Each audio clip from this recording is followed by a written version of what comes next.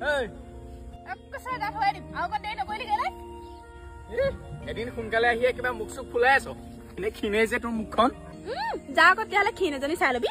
সঁচাকে বহুত হৈ নি তোৰ কাৰণে মই অকল একণ সময় নহয়তো গোটেই জীৱনটো ৰৈ থাকিব পাৰিম চেনি মাৰ বাপেৰে চাকৰি কৰা ল'ৰা এটা চাই দিয়কচোন ভুমকে পলাবি ঐ ঐ তই কি মোক বেলেগ ছোৱালী নিচিনা বুলি ভাবিছ